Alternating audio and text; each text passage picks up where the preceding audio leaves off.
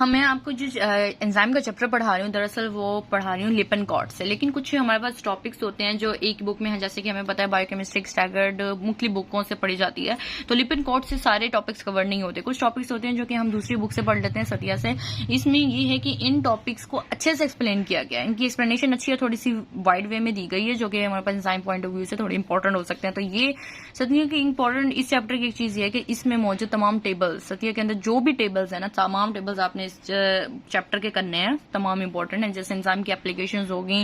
ہمارے پاس آئسو انزائم کے کنسیپٹ ہوگے، تو یہ کنسیپٹ ہم بعد میں ڈسکس بھی کریں گے۔ فی الحال ہم لپن کارٹ کے اگلے ٹاپک کو پڑھتے ہیں، جس میں ہے factors affecting the reaction velocity. Enzymes کو کون سی ایسی چیزیں ہوتی ہیں جو انزائم کی کیٹالیسس کو افیکٹ کر رہی ہوتی ہیں؟ ان میں سب سے پہلے ہم نے پڑھی ہے سبسٹریٹ کنسنٹریشن۔ مطلب ہمارے پاس سبسٹریٹ کنسنٹریشن، ظاہر سی بات ہے سبسٹریٹ کے کنسنٹریشن کو بڑھائیں گے تو ظاہر سی بات ہے ریئیکشن جو ہے وہ جلدی ہوگا، مطلب جلدی وے میں کیٹالائز ہوگا، لیکن اس کے لیے ضروری ہے کہ ہمارے پاس انزائم کی کنسنٹریشن بھی زیادہ ہونی چاہیے۔ مطلب ہم نے سبسٹریٹ کو بڑھاتے رہے، ایک وقت آیا کہ ہمارے پاس انزائمز ہی ختم ہو گئے ہیں، تو سبسٹریٹ کی کنسنٹریشن بڑھانے کا کوئی فائدہ نہیں ہوگا۔ تو یہ جو گراف ہے یہ اسی کو شو کر رہا ہے، مطلب ہم نے یہ وہ کہتے ہیں کہ ہمارے پاس ریئیکشن ویلوسٹی ہے، یہ سبسٹریٹ ہے، ہم سبسٹریٹ کو بڑھا رہے ہیں تو یہ سارا کام ہو رہا ہے، ٹھیک ہے۔ لیکن ایک پوائنٹ آ گیا ہے، ایک وقت آ گیا ہے کہ ہمارے پاس جو تمام ایکٹیو سائٹس ہیں، یہ تمام انزائمز ہیں، وہ فل ہو گئے ہیں سبسٹریٹ سے۔ تو یہ دیکھیں اس سے آگے ہمارے پاس بڑھ ہی نہیں رہی ہے، مطلب یہ یہاں پہ ہم سبسٹریٹ کو بڑھا رہے تھے، یہ مطلب جو ہم مائیکلس مینٹن کائنیٹکس کو ہم بلیو والے کرو کو دیکھیں گے، آپ بلیو والے کو دیکھیں گے وچ از the normal for the enzymes, ٹھیک ہے نا۔ مطلب یہ بلیو والا کرو بڑھ رہا ہے، سبسٹریٹ بڑھ رہے، لیکن ایک وقت آئے بالکل کانسٹنٹ ہو گیا۔ یہ اس لیے کانسٹنٹ ہو گیا کیونکہ اس پوائنٹ پر آ کے تمام ایکٹیو سائٹس آف انزائمز جو فل ہو گئی ہیں سبسٹریٹ سے، اب کوئی انزائم باقی نہیں رہا، تو اب سبسٹریٹ کی کنسنٹریشن بڑھانے کا کوئی فائدہ نہیں، ریئیکشن ویلوسٹی جو ہے وہ سیم رہے گی، کانسٹنٹ رہے گی۔ اب یہ جو گرین والا کرو ہے یہ کس لیے ہے؟ آپ کو پتا ہونا چاہیے ہمارے پاس جو سمپل انزائمز ہوتے ہیں وہ تو مائیکلس مینٹن کائنیٹکس کو فالو کرتے ہیں۔ اب یہ مائیکلس مینٹن کائنیٹکس کیا ہوتی ہے ہم اگلے ٹاپک میں پڑھیں گے کہ یہ کیا ہوتی ہیں، اور یہ ہمارے پاس کرو جو تو بنتا ہے نا، ان کا ہائپربولک کرو بنتا ہے، یعنی بلیو والا جو کرو ہے وہ ہائپربولک ہے، جو گرین والا وہ سیگموئڈل کرو ہے وہ ایلسٹیرک انزائمز فالو کرتے ہیں۔ اب ایلسٹیرک انزائمز کیا ہوتے ہیں یہ بھی ہم نیکسٹ ٹاپک میں پڑھیں گے۔ مطلب ہم نے دو کنسیپٹ ہم نے یہاں سے لیے کہ ایک مائیکلس کائنیٹکس کیا ہوتی ہے اور ہمارے پاس ایلسٹیرک انزائمز کیا ہوتے ہیں، تو یہ ہم نے دیکھنے ہیں نیکسٹ ٹاپک میں۔ ابھی ہمیں فی الحال یہ پتہ ہونا چاہیے کہ جو نارمل انزائمز ہوتے ہیں وہ اس کائنیٹکس کو فالو کرتے ہیں، جو ایلسٹیرک ہیں وہ یہ والا کرو بناتے ہیں سیگموئڈل گرین والا۔ لیکن تم دونوں کے لیے بات یہی سیم ہے کہ جب ہم سبسٹریٹ بڑھا رہے ہوتے ہیں تو ایک وقت آتا ہے جب ہمارے پاس جو ہے انزائم کی تمام ایکٹیو سائٹس فل ہو جاتی ہیں اور ریئیکشن ویلوسٹی بالکل کانسٹنٹ ہو جاتی ہے۔ اب ہم نے میکسیمل ویلوسٹی کا یہی کنسیپٹ پڑھا ہے کہ ویلوسٹی کیا ہوتی ہے، وی نوٹ کیا ہوتی ہے، کہ ہم نے یہ دیکھنا ہوتا ہے کہ ایک یونٹ ٹائم میں کتنے سبسٹریٹ مالیکولز پروڈکٹ کے اندر کنورٹ ہوئے ہیں۔ اگر ہمارے پاس ایک یونٹ ٹائم میں زیادہ سبسٹریٹ مالیکولز پروڈکٹ میں کنورٹ ہوئے تو ہم کہیں گے اس ریئیکشن کی ویلوسٹی زیادہ ہے، اس کا ریٹ زیادہ ہے، تو یعنی اس میں انزائم کی جو ایکٹیویٹی ہے وہ زیادہ ہے، ٹھیک ہے نا۔ تو یہ ہمارے پاس وی نوٹ کا کنسیپٹ ہو گیا، اور یہ انزائم یہی میں نے بتایا جو یہاں پہ بتایا وہی یہاں پہ اسی کی کنٹینیویشن ہے۔ اب ہم ٹمپریچر کو پڑھیں گے کہ what is the temperature effect on the enzymes. Temperature effect یہی ہوتا ہے کہ ظاہر سی بات ہے ٹمپریچر بڑھانے تو انزائم کی تو ریئیکشن کی ویلوسٹی بڑھے گی، انزائم جو ہے وہ زیادہ افیکٹولی کام کر سکے گا، اور ویلوسٹی ظاہر سی بات ہے ہائی ٹمپریچر کا ڈیکریز بھی ہو سکتا ہے۔ وہ اس کا کیا مطلب ہے؟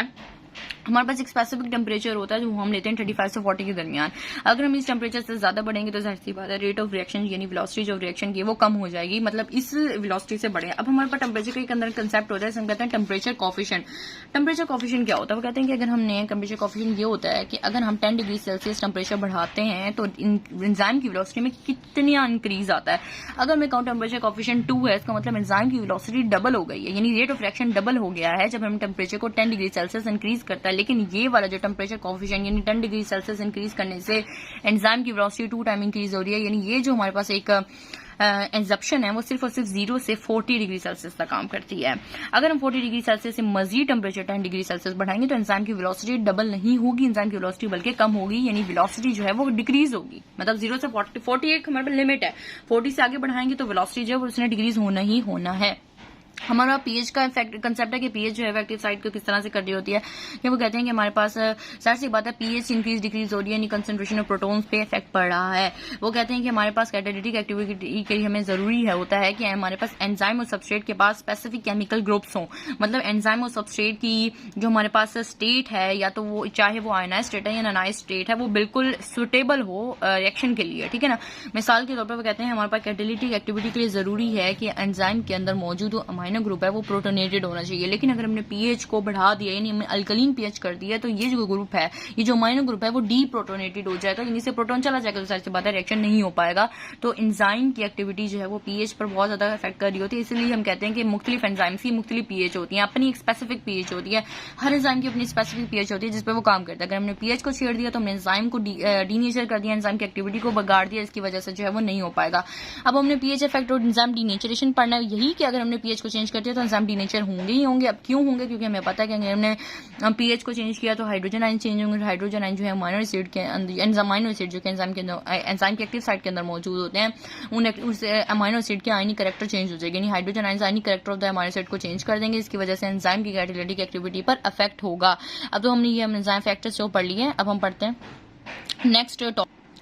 माइकलिस मेंटन काइनेटिक्स होती क्या है? दरअसल हमारे पास ये एक मॉडल है जिसकी मदद से हम पता लगा सकते हैं, जिससे हमें पता चलता है कि एंजाइम और सबस्ट्रेट का मतलब जो हमारे पास रिएक्शन का मैकेनिज्म है वो है क्या। मतलब सिंपल यही होता है कि पहले एंजाइम जो सबस्ट्रेट के साथ मिला, एंजाइम सबस्ट्रेट बना, एंजाइम और प्रोडक्ट रिलीज हो गए, लेकिन अब हमने इन तमाम को ना एक इक्वेशन की फॉर्म में देखना है। ये इक्वेशन किस तरह से आती है? ये एक लंबी सी डेरिवेशन है कि जी की इक्वेशन आती है, लेकिन फिलहाल जो है ये मतलब इस लेवल पर हमें सिर्फ इस डेरिवेशन को देखना है, इस इक्वेशन को देखना है, ये किस तरह से आई इसका थोड़ा सा कंसेप्ट ले लेंगे, लेकिन एग्जैक्ट डेरिवेशन याद करने की जरूरत नहीं है कि हाउ इज इट डेराइव्ड। अब हमने सिर्फ माइकलिस मेंटन काइनेटिक्स